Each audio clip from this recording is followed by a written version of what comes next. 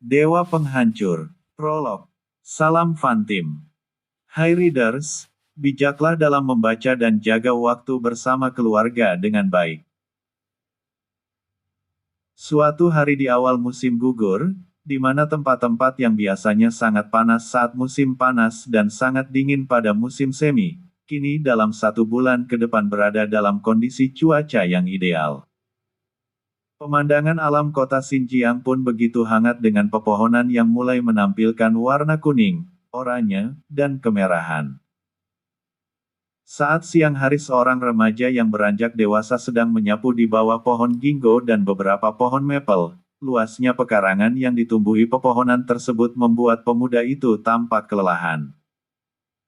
Tidak ada yang memperhatikan pemuda tersebut.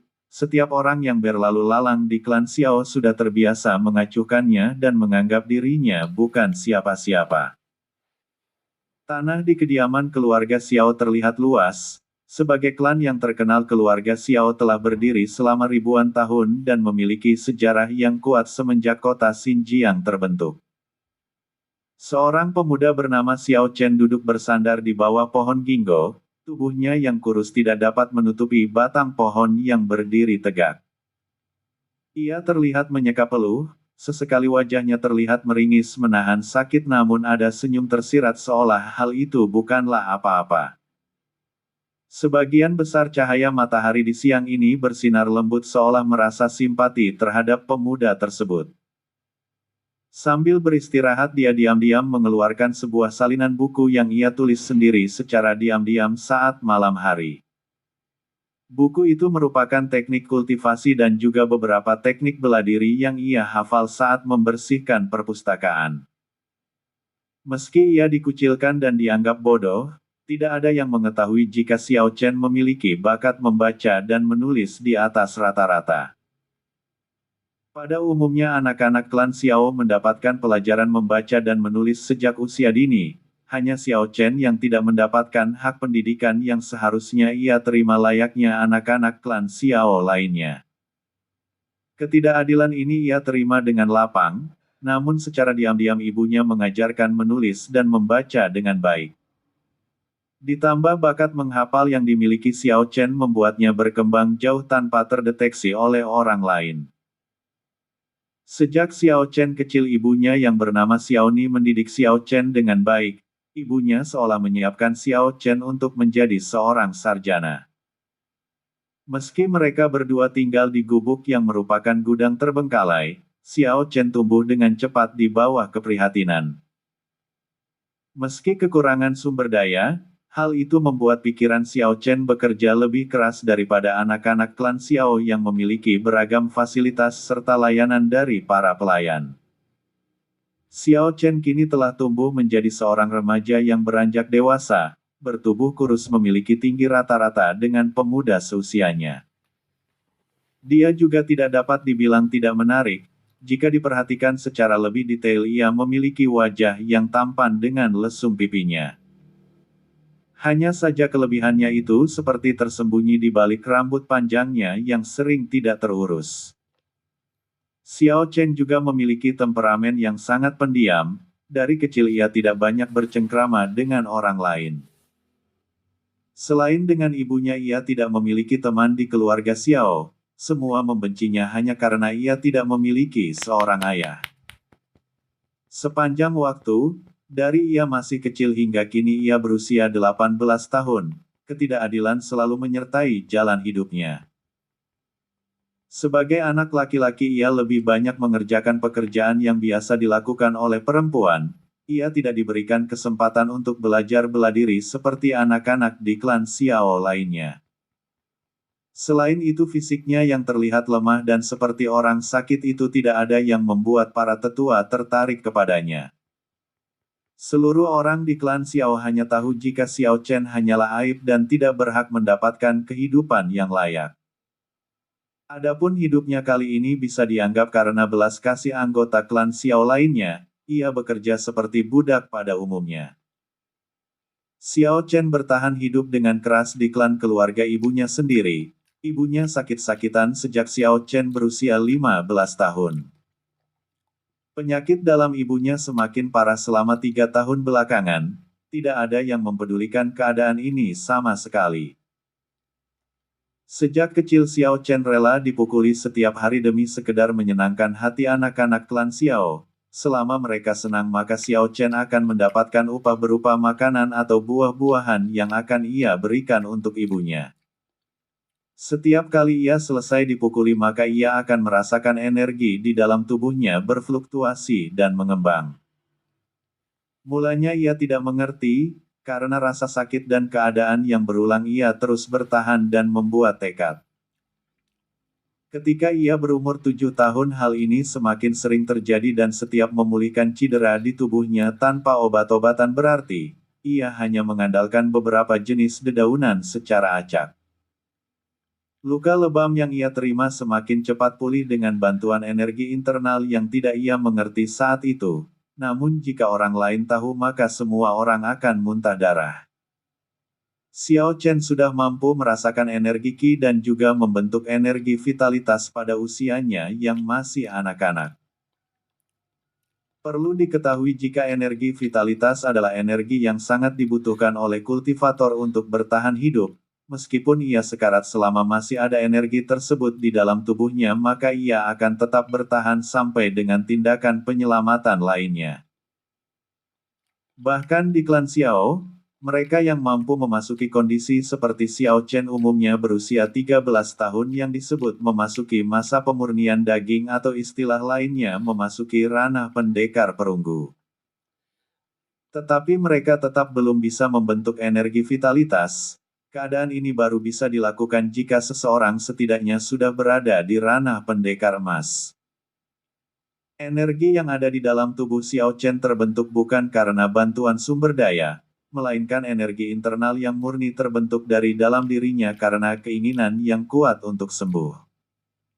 Sugesti ini selalu tertanam di dalam dirinya, ia harus selalu kuat dan bisa bertahan hidup demi membahagiakan ibunya. Ia hanya punya seorang ibu yang merupakan segalanya dalam kehidupan Xiao Chen. Ada perbedaan mencolok yang harus digarisbawahi di dunia kultivator, energi Qi bisa dibedakan menjadi dua berdasarkan sumbernya. Energi internal dan eksternal, energi internal berasal dari dalam tubuh dan pada awal pembentukannya sangat sulit sekali. Hal ini juga bisa berlaku kepada seorang kultivator yang sedang menghadapi pertarungan hidup dan mati. Rasa ingin hidup yang tinggi akan mendobrak rasa putus asa yang akhirnya melahirkan energi terbarukan dari dalam tubuhnya yang berada di luar nalar serta kendali pikirannya. Namun energi internal juga bisa dirangsang dengan cara meminum pil atau ramuan khusus. Tetapi sayangnya hal itu dapat menyebabkan tumpukan atau endapan di dalam tubuh. Sedangkan energi eksternal bersumber dari esensi alam ataupun dari benda-benda pusaka, tubuh akan menyerap energi tersebut melalui proses yang dinamakan dengan teknik kultivasi. Semakin bagus teknik kultivasi, maka semakin banyak dan cepat seorang kultivator untuk menyerap energi Qi ke dalam tubuhnya. Masa lalu Xiao Ni. Saat Xiao Chen baru saja kembali pada sore hari, Xiao Ni menatap mata yang begitu bersinar dan mempesona, bahkan dalam kondisi bagaimanapun baik susah maupun senang pancaran mata itu tidak pernah berubah. Sebagai seorang ibu, Xiao Ni tahu jika kehidupan yang dialami putranya tersebut sangat keras. Kendati demikian kasih sayang seorang ibu tidak pernah lekang oleh waktu serta keadaan. Pada dasarnya Xiao Ni juga merupakan seorang kultivator yang jenius di klan Xiao. Ia berada di tingkat pendekar emas, sangat berpotensi untuk bersinar dan menjadi harapan para pemimpin klan. Ketika Xiao Chen kecil, saat ia tertidur maka Xiao Ni selalu mengalirkan energi dari dalam tubuhnya. Hal ini juga yang membuat dirinya tidak pernah berkembang. Justru energi yang ia miliki semakin berkurang demi memberikan kekuatan kepada putranya secara diam-diam. Bantuan diam-diam ini berpadu menjadi satu dengan tekad bawaan Xiao Chen dan terbungkus dengan rapi. Ye Chen, anak kita sudah dewasa. Dia sangat mirip denganmu, sangat mirip, ucap Xiao Ni pelan. memandang penuh kasih kepada putranya. "Ibu, siapa Ye Chen?" tanya Xiao Chen penasaran. Selama ini ia baru pertama kali mendengar nama itu. Xiao Chen curiga jika ibunya menyembunyikan sesuatu. "Itu nama ayahmu," jawab Xiao Ni dengan lemah. "Jangan sebut tentang ayah." "Aku tidak memiliki ayah," ucap Xiao Chen mendengus kesal. Dalam sekejap sikap pendiamnya berubah. Xiao Chen merasa seluruh penderitaan dia dan ibunya disebabkan karena ayahnya, lelaki yang tidak bertanggung jawab yang menelantarkan istri dan anaknya begitu saja. Dari ia lahir sampai dengan hari ini ia tidak pernah mendengar tentang ayahnya, bahkan olokan dari anak-anak klan Xiao selalu terngiang di dalam ingatannya. "Ayahmu adalah seorang pahlawan, seharusnya ia tidak tahu dengan kehamilan ibu saat ia pergi berperang," ungkap Xiao Ni dengan serius. "Lalu kenapa ia tidak mencari ibu?" sahut Xiao Chen kesal. "Bukannya ia tidak mau, ia adalah lelaki yang mendedikasikan hidupnya demi kedamaian di wilayah perbatasan kekaisaran. Ia rela berjuang dan mengorbankan nyawanya demi menjaga perdamaian orang banyak," ungkap Xiao Ni dengan sedih. Sampai hari ini ia tidak mendapatkan kabar tentang pria yang dicintainya seumur hidup. Xiao Ni jelas tahu jika Ye Chen, kekasihnya di masa lalu mendapatkan hukuman dari keluarga Ye. Ye Chen diasingkan ke perbatasan karena menolak menikah dengan salah seorang putri pejabat pemerintahan. Ye Chen memilih menerima hukuman tersebut daripada menikah dengan wanita yang tidak dicintainya, tetapi hal yang tidak diketahuinya adalah Xiao Ni tengah hamil 2 bulan saat peristiwa itu terjadi. Xiao Ni tidak menahan kepergian Ye Chen. Sebagai seorang wanita ada saatnya ia harus mengalah demi keselamatan calon bayi yang tengah dikandungnya tersebut. Xiao Ni hanya yakin jika suatu saat takdir akan mempertemukan mereka kembali, entah sebagai hantu atau berada di alam roh. Kendati demikian harapan terbesarnya ada pada bayi yang dikandungnya, segala cita-cita dan harapannya akan terlaksana suatu hari nanti. Setelah mendengar penuturan dari ibunya, Xiao Chen tertegun, ada sedikit rasa hangat di hatinya saat mendengar sekelumit kisah tentang ayahnya. Namun hal lain yang tidak ia mengerti selanjutnya adalah kenapa keluarga Xiao tidak pernah menceritakan hal ini dan selalu menganggap Xiao Chen anak haram. Dahulu klan Xiao dan klan Ye memiliki permusuhan yang sangat kental, mereka memiliki dendam turunan yang tidak berujung pangkal. Bahkan hingga sekarang hubungan itu masih seperti minyak dan air. Xiao Ni berkata jujur seolah mengetahui apa yang menjadi beban pikiran putranya. "Ayahmu sebenarnya anak ketiga dari patriark klan Ye, ia juga merupakan tuan muda sesungguhnya dari keluarga Ye. Ayahmu memiliki 2 orang kakak perempuan, mereka semua membawa suami ke kediaman keluarga Ye.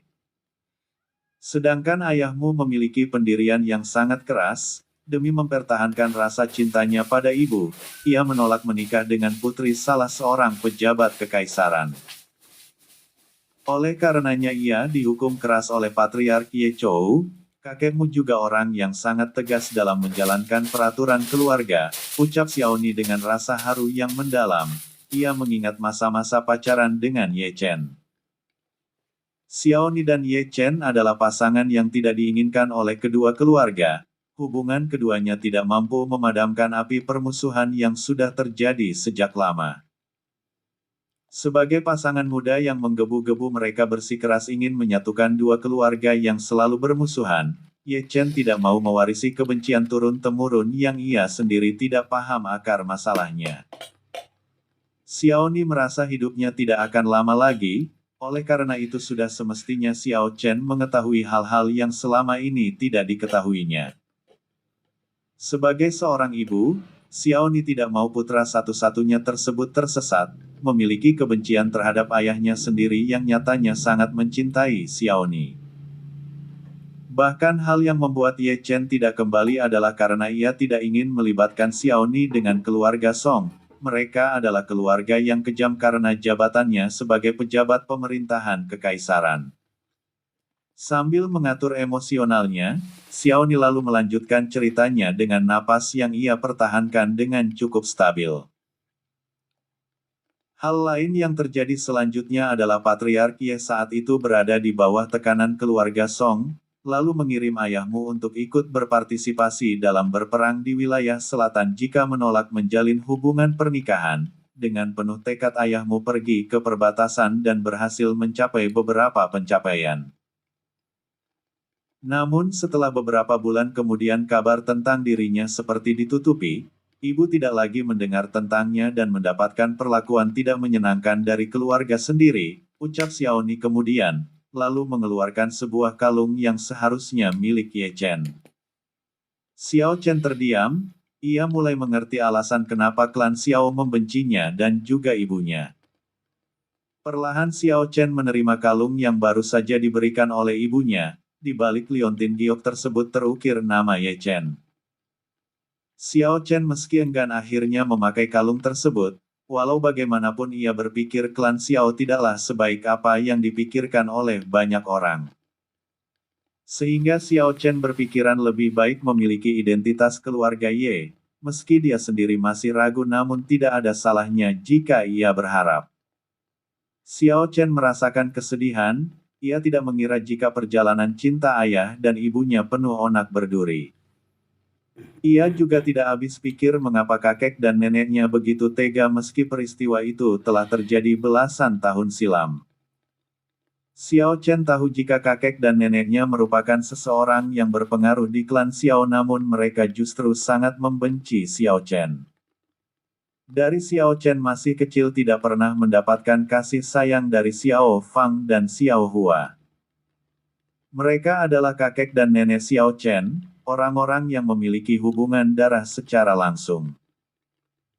Tetapi sayangnya mereka terlalu malu untuk mengakui Xiao Chen sebagai cucunya, bahkan Xiao Hua yang merupakan nenek kandungnya sering menindas Xiao Chen dengan memberikan pekerjaan yang tidak manusiawi sejak ia kecil. Nenek tua Xiao Hua. Xiao Chen termenung setelah mendengar perkataan dari ibunya, rasa bencinya kepada sosok lelaki yang menjadi ayahnya kini semakin memudar. Ada rasa kerinduan yang saat ini ia rasakan, ada keluh kesah yang akan ia utarakan jika bertemu dengan ayahnya saat ini. Ibu, aku akan mencari ayah, ucap Xiao Chen penuh tekad. Jika sudah ditakdirkan maka kalian akan bertemu, hanya saja kamu harus menjadi kuat. Jika tidak maka perjalananmu dalam mencari ayahmu hanya akan membawa mara bahaya. Xiaoni ketakutan, ia tidak mau kehilangan darah dagingnya sendiri.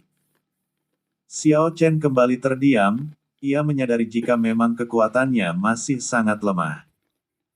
Meski ia sudah bisa berkultivasi secara diam-diam namun itu seperti sebutir pasir di pantai. Kekuatan yang ia latih baru sebatas kekuatan melatih tubuh, bekal yang ia gunakan untuk menghadapi segala tindakan kasar dari saudara-saudaranya di klan Xiao. Dengan perlakuan anak-anak di klan Xiao setiap harinya, mau tidak mau Xiao Chen harus membiasakan diri untuk bisa bertahan. Hal ini juga yang membuatnya termotivasi untuk merangkum sebuah catatan usang di perpustakaan dan menggabungkannya dengan beberapa pengetahuan lain yang secara tidak sengaja ia temukan dari kebiasaannya menghafal cepat. Berhati-hatilah, kelak jika ibu sudah tiada maka kamu harus bisa menjaga dirimu lebih baik. Kamu juga bisa menunjukkan identitasmu di keluarga Ye dengan menunjukkan kalung yang baru saja ibu berikan, ucap Xiaoni dengan penuh keyakinan. Ia tidak tega melihat putranya selalu ditindas di klan Xiao. Ibu akan baik-baik saja, aku akan selalu menjaga ibu, jawab Xiao Chen dengan tegas, tangannya mengepal. Xiaoni mengangguk puas, ia benar-benar melihat bayangan pria yang ia cintai di dalam diri putranya. Xiaoni juga tahu jika putranya tersebut sudah membangkitkan energi internalnya. Beruntung beberapa tahun lalu ia mengajarkan Xiao Chen teknik menyembunyikan kultivasi. Teknik itu merupakan hadiah dari Ye Chen ketika mereka masih bersama. Kini dengan melihat pertumbuhan Xiao Chen dalam keterbatasan membuat Xiaoni merasa bahagia. Selama ini ia sudah diliputi kesedihan dan penderitaan, hanya dengan melihat Xiao Chen ia benar-benar bahagia dan dapat bertahan hidup dengan baik. Baginya Xiao Chen adalah representasi dari Ye Chen, tidak hanya fisiknya yang mirip tetapi juga sikap dan mentalnya yang begitu kuat. Xiao Ni yakin jika Xiao Chen ke keluarga Ye maka Patriark Ye akan sangat terkejut, Xiao Chen akan mewarisi klan Ye di masa depan. Setelah mendengar kenyataan tentang kehidupan ayah dan ibunya, Xiao Chen bertekad untuk menjadi kuat. Dalam hatinya ia bersumpah akan menjadi sosok yang akan mengguncang kekaisaran dan membuktikan jika Xiao Chen adalah putra yang dilahirkan oleh dua orang manusia terbaik di klan Xiao dan klan Ye. Xiao Chen kemudian merawat ibunya sebelum tidur, ia membersihkan kaki ibunya dan memberikan selimut wol yang ditenun oleh tangan halus ibunya sendiri. Meskipun musim dingin telah berlalu, kesehatan ibunya harus selalu terjaga. Xiao Chen hanya menyesali ia terlalu miskin, tidak mampu membeli obat-obatan untuk merawat ibunya. Sambil berlinang air mata, Xiao Chen menuju kamar tidurnya yang memiliki sekat tipis sebagai pembatas dengan kamar ibunya. Jika saja ayah dan ibuku bisa bersama dalam keadaan yang berbeda, aku sebagai keturunan langsung dari klan Ye pasti tidak akan berakhir seperti ini, dan ibu juga tidak akan menderita seperti ini. Gumam Xiao Chen sambil berhayal. Xiao Chen kemudian duduk sila, melakukan meditasi dengan tekad yang semakin membulat. Ia ingin keluar dari keterpurukan dan membuat perubahan dari situasi yang menghimpitnya selama ini. Dengan teknik kultivasi yang ia pelajari secara diam-diam itu, ia mulai tenggelam dalam suasana khusyuk sepanjang malam. Keesokan paginya Xiao Chen bangun lebih awal dari biasanya. Ia harus bangun lebih awal karena hari ini akan ada perhelatan orang-orang klan Xiao untuk memilih bakat muda. Ia harus membersihkan arena bela diri tempat berlatih serta aula pertemuan keluarga. Ia juga harus bekerja ekstra di musim gugur untuk menjaga kebersihan halaman dan juga kebersihan perpustakaan klan Xiao. Jika tidak ia akan mendapatkan pukulan serta makian dari para tetua. Aku masih membutuhkan waktu yang panjang untuk mempelajari buku yang sudah aku salin. Semua teori yang tertulis di dalam buku ini memang sangat baik, tetapi beberapa hal terlihat sedikit lebih rumit saat mempraktekkannya tanpa tenaga dalam yang cukup. Bisik Xiao Chen sambil menatap buku yang selalu ia bawa di dalam saku bajunya, wajahnya terlihat sedikit putus asa. Dari luar rumahnya tiba-tiba terdengar suara seseorang melangkahkan kaki dan berusaha membuka kunci pintu rumahnya yang kemudian membuyarkan lamunannya. Ekspresi wajah Xiao Chen terlihat waspada, ia dengan segera bangkit dan menuju pintu untuk mengetahui siapa yang datang di pagi hari seperti ini. Pintu depan rumahnya pun akhirnya terbuka, lalu terdengar suara langkah kaki yang semakin mendekatinya. Seorang wanita tua melangkah menuju ke arah Xiao Chen dengan membawa rotan kecil. Wanita tua itu memukulkannya ke sisi ranjang usang tempat tidur Xiao Chen. Xiao Hua yang merupakan nenek dari Xiao Chen itu lalu berteriak kepadanya. Apakah kamu masih bermalas-malasan? Apakah kamu sedang menghayal menjadi tuan muda dari klan Xiao? Bangkit sekarang juga. Kamu harus bekerja sekarang. Ucapan keras Xiao Hua membuat Xiao Chen terdiam. Ini bukan pertama kalinya wanita yang merupakan neneknya tersebut membuat tindakan yang sangat menjengkelkan. Jika bukan karena ibunya yang sedang sakit, maka Xiao Chen akan membalas ucapan kasar tersebut.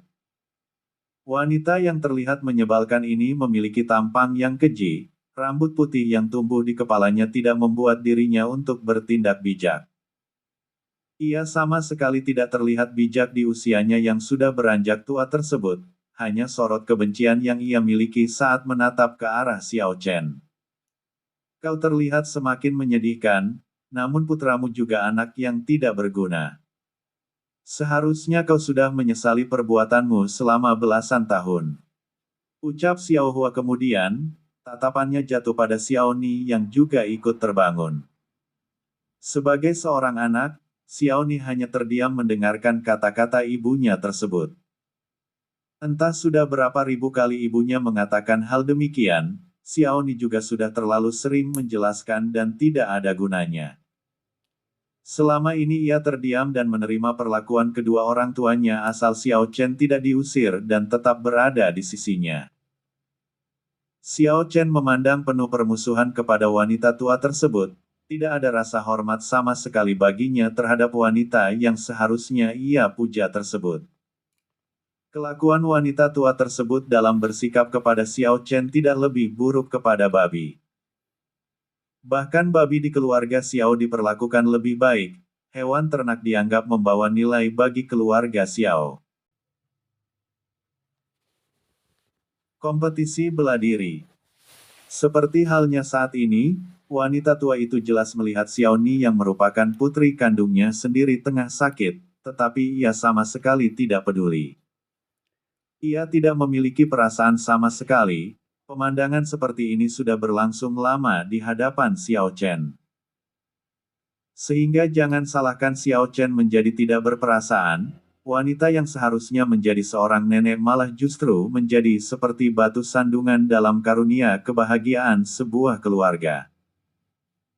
Xiao Chen yang sudah bangun sejak awal lantas mengenakan pakaian yang biasa ia gunakan untuk bekerja. Kaos kaki dan sepatunya ia kenakan dengan santai tanpa mengucapkan sepatah kata pun. Meskipun pakaian yang dikenakan oleh Xiao Chen terlihat kusam dan lusuh tapi Xiao Chen tetap merawatnya dengan baik. Jika tidak demikian maka Xiao Chen tidak memiliki apa-apa. Keluarga Xiao takkan memperhatikan hal-hal seperti itu untuk Xiao Chen. Justru mereka akan senang jika Xiao Chen semakin menderita.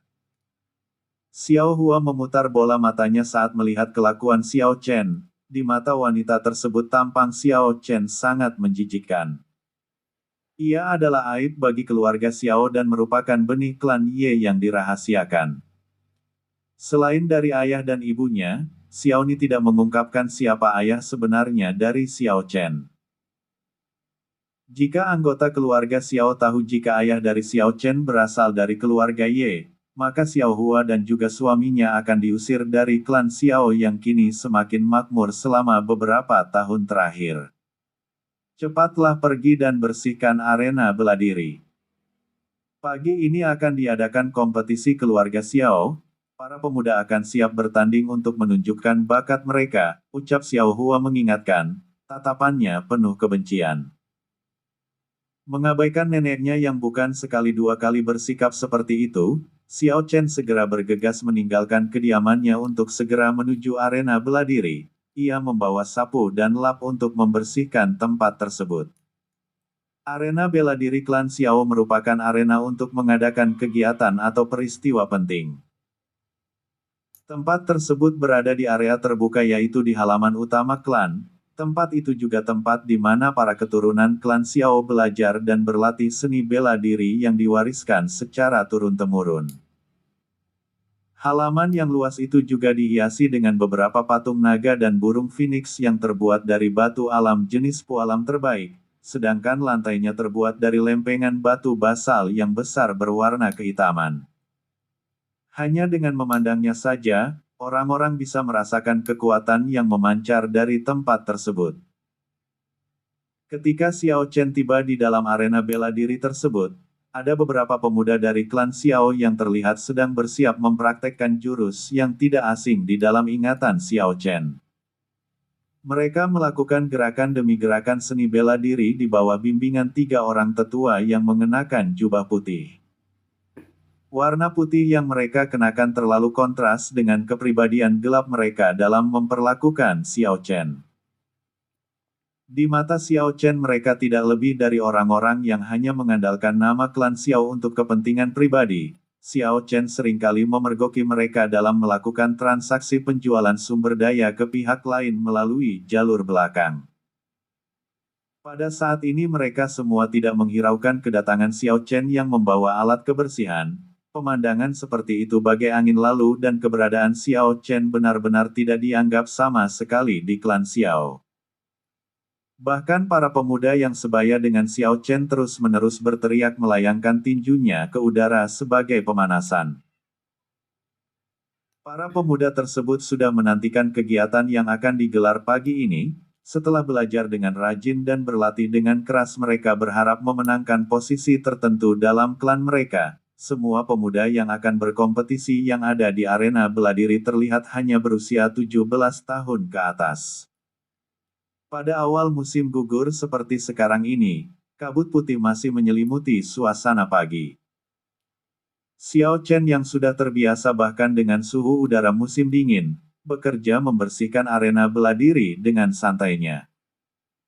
Ia tidak merasa iri dengan pemuda lainnya, yang perlu ia lakukan saat ini adalah belajar lebih serius dan menyembunyikan kemampuannya dari pandangan para tetua atau patriark keluarga.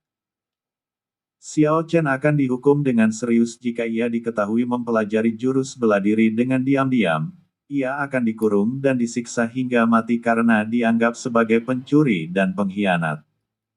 Semakin siang, suasana arena bela diri semakin ramai. Semua keturunan klan Xiao datang untuk menyaksikan unjuk bakat kali ini, bahkan para anggota klan yang dari cabang pun datang. Mereka umumnya yang mendapatkan promosi karena berhasil menembus tingkatan. Jika seorang pemuda yang berasal dari klan Xiao cabang berhasil menembus tingkat pendekar perak, maka berhak mendapatkan promosi naik ke keluarga klan Xiao pusat, yakni di kota Xinjiang. Seseorang yang memasuki ranah pendekar perak biasanya berumur 16 tahun, memiliki kekuatan pukulan mulai dari 500 kg. Pada ranah ini, seorang kultivator dapat membentuk susunan serta kekuatan tulang yang baru. Pada ranah ini juga merupakan tahap yang krusial, jenis dan kekuatan tulang yang dibentuk akan menjadi dasar kekuatan fisik seseorang untuk mendapatkan kekuatan yang lebih besar di masa depan beriringan dengan peningkatan basis kultivasinya. Semakin bagus jenis tulangnya maka akan semakin besar pula kekuatan yang dihasilkan. Apalagi daya tahan tubuhnya, hal ini adalah modal utama setiap kultivator dalam menghadapi pertarungan. Secara umum ada 4 jenis tulang yakni tulang serigala, tulang harimau, tulang kirin dan tulang naga. Para kultivator umumnya memiliki jenis tulang serigala dan tulang harimau yang dianggap pencapaian istimewa. Untuk kultivator jenius bisa memiliki tulang kirin dan di masa depan ia bisa dianggap memuncaki dunia bela diri. Apa yang dialami oleh seorang kultivator sebenarnya berlaku pada Xiao Chen. Bahkan ia sudah memasuki ranah pendekar perak pada usia 12 tahun. Bahkan kekuatan internalnya tumbuh tanpa orang lain sadari sejak ia berusia 7 tahun. Mereka hanya menjadikan Xiao Chen sebagai karung pasir untuk latihan. Terutama anak-anak klan Xiao yang baru saja memasuki ranah pendekar perunggu, di mana mereka baru pertama kali merasakan energi Qi dan menyimpannya ke seluruh tubuh. Mereka semua akan mencari Xiao Chen sebagai pelampiasan dan tolak ukur kekuatannya. Semakin mereka membuat Xiao Chen terluka parah maka mereka akan semakin bangga. Xiao Chen mengalami masa-masa sulit ini selama 5 tahun dan kemampuan tulangnya semakin terbentuk dengan sempurna di usia 12 tahun. Apa yang tidak diketahui oleh anak-anak klan Xiao adalah setiap pukulan mereka yang mengandung Qi akan terserap ke dalam tubuh Xiao Chen. Luka lebam yang meninggalkan jejak Qi akan terserap secara otomatis ke dalam tubuhnya. Tuan Muda Klan Xiao. Bisa dikatakan meski Xiao Chen tidak mendapatkan sumber daya dari klan Xiao, tetapi tubuhnya memiliki kemampuan unik dalam mengubah kesakitan menjadi energi yang berbeda di dalam tubuhnya. Hanya saja Xiao Chen selalu mengalah. Ia tidak pernah mengeluarkan energi Qi-nya untuk memblokir serangan dari anak-anak klan Xiao. Tuan Muda Xiao Feng telah tiba. Pada saat yang bersamaan, beberapa orang terlihat berjalan masuk ke dalam lapangan bela diri. Seorang pria muda yang berpakaian rapi terlihat seperti pemimpin mereka. Suara yang terdengar cukup keras di arena lapangan bela diri, membuat orang-orang yang berada di sekitar tempat tersebut terkesiap. Di tengah keramaian suara seorang pemuda menghentikan aktivitas yang terjadi di arena lapangan. Kedatangan Xiao Feng yang merupakan tuan muda klan Xiao telah membuat ratusan pasang mata tertuju padanya. Tuan muda, akhirnya Anda selesai menjalankan pelatihan tertutup. Sekarang tuan muda terlihat jauh lebih berstamina dan memiliki aura yang lebih kuat. Kemampuan dan kekuatan tuan muda saat ini pasti telah berkembang pesat. Puji seorang pemuda yang menghampiri Xiao Feng. Kita sangat beruntung memiliki tuan muda yang cerdas, dia adalah bibit klan Xiao yang sangat berbakat. Hanya dalam beberapa hari ia sudah berubah menjadi lebih kuat, pemberian pil ajaib padanya sungguh bukanlah bentuk pemborosan. Ucap salah seorang pemuda penuh dengan pujian. Melihat kedatangan tuan muda Xiao Feng, para pemuda yang rata-rata masih seusai sebaya tersebut langsung berkumpul di sekitarnya. Berbagai macam kata manis penuh pujian diutarakan kepada Xiao Feng. Mereka lupa jika hari ini mereka akan bertanding satu sama lain untuk menunjukkan bakat masing-masing. Namun beberapa orang pemuda yang akan mengikuti pertandingan kali ini berjalan mendekati tuan muda klan Xiao. Mereka tidak sungkan melemparkan beberapa pujian kepadanya. Xiao Chen, kemarilah. Panggil Xiao Feng, ia mengabaikan orang-orang yang datang menyanjungnya. Pada saat ini orang-orang tidak mengerti mengapa tuan muda yang begitu agung itu memperhatikan seorang yang tidak berguna seperti Xiao Chen. Xiao Chen menghentikan pekerjaannya, menyadari jika yang memanggilnya adalah Xiao Feng. Ia lalu melangkah maju menghampiri tuan muda klan Xiao tersebut. Apakah ada yang bisa saya bantu tuan muda? Sapa Xiao Chen dengan hormat. Pagi ini aku belum sempat menguji kekuatanku setelah menerobos. Berdirilah dengan tegak dan biarkan aku mengeluarkan hanya satu pukulan saja. Kamu tidak usah takut, aku hanya akan mengeluarkan 30% saja dari kekuatanku. Xiao Feng berkata tanpa basa-basi dengan seringai kejam.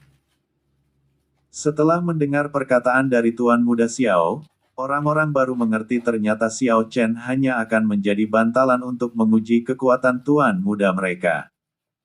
Namun bukankah itu hanya akan membunuh Xiao Chen? Kekuatan Xiao Feng berada di ranah pendekar emas tingkat awal. Ia baru saja menerobos setelah meminum pil ajaib klan Xiao. Seharusnya pil tersebut menjadi salah satu hadiah dalam pertandingan kali ini. Hanya karena statusnya sebagai tuan muda, Xiao Feng menerima manfaat yang begitu besar. Xiao Chen menghela napas dalam-dalam, meski ia memiliki keyakinan akan baik-baik saja tetapi menghadapi kekuatan Xiao Feng di depan umum khawatir akan mengekspos kekuatannya. Tetapi di sisi lain, ia juga memiliki rasa penasaran terhadap kemampuan daya tahan tubuhnya sendiri dari serangan pendekar setingkat Xiao Feng. Walau bagaimanapun Xiao Feng dianggap sebagai jenius klan Xiao. Di usianya yang baru memasuki 18 tahun, ia sudah mencapai pendekar tingkat emas. Cepatlah bersiap. Aku terlalu malas untuk berlama-lama, ucap Xiao Feng dengan angkuh. Setelah mengatakan hal itu, tuan muda dari klan Xiao tersebut langsung bersiap untuk menguji kekuatannya. Ia ingin menunjukkannya sebelum pertandingan resmi dimulai. Xiao Feng ingin membuat kesan pamer sekaligus ingin membunuh Xiao Chen yang selama ini dianggap tidak berguna. Sebagai pewaris klan Xiao di masa depan, Xiao Feng sangat terganggu dengan keberadaan Xiao Chen. Ia adalah aib yang dirahasiakan di klan Xiao, namun Xiao Feng khawatir jika lambat laun keberadaan Xiao Chen akan diketahui oleh pihak luar. Sebagai putra patriark klan Xiao, ia jelas mengetahui tentang desas-desus jika Xiao Chen merupakan anak haram dari tuan muda klan Ye sebelumnya. Sebagai pewaris klan Xiao, ia jelas memiliki wewenang untuk menghabisi Xiao Chen yang selama ini menjadi sampah di klan Xiao. Tidak ada yang bisa dilakukan oleh Xiao Chen kali ini. Sesekali ia memandang orang-orang namun tidak ada yang bersimpati kepadanya untuk mencegah tindakan Xiao Feng. Mereka hanya terus berteriak menyemangati tuan muda klan Xiao tersebut dan benar-benar tidak menghiraukan Xiao Chen sama sekali. Hati Xiao Chen terasa dingin, ia seperti jatuh ke dalam lubang es yang sangat dalam.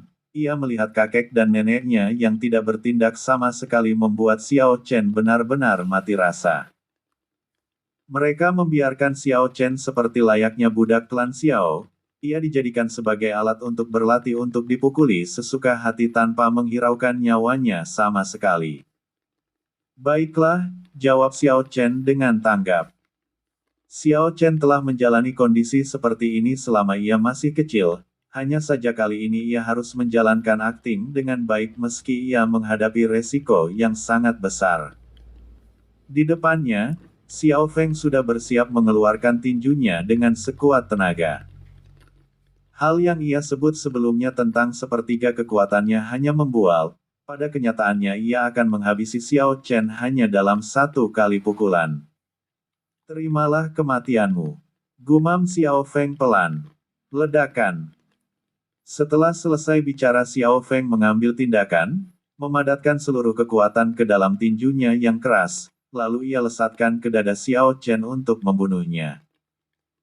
Xiao Chen merasakan seperti ada desiran angin kencang menuju ke dadanya, lalu diam-diam mengumpulkan energi spiritualnya untuk melindungi tubuhnya saat menyambut pukulan tersebut.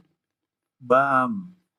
Dengan sikap yang tenang, Xiao Chen melindungi bagian vital tubuhnya lalu terhempas beberapa meter ke belakang, jatuh ke tanah mengikuti tekanan yang diberikan Xiao Feng dengan posisi telentang.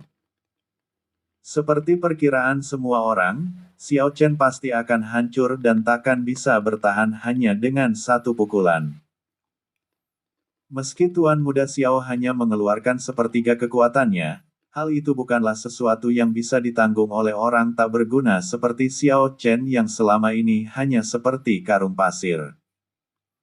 Tuan Muda kita akan memastikan bahwa klan Xiao akan semakin berkembang di masa depan, segala kebajikan dan keberuntungan akan menghinggapi klan Xiao selamanya. Para pemuda itu tidak henti-hentinya menjilat Tuan Muda tersebut sambil terkesan dan bahkan ketakutan. Mereka benar-benar mengabaikan keberadaan Xiao Chen yang menurut mereka pasti terluka parah.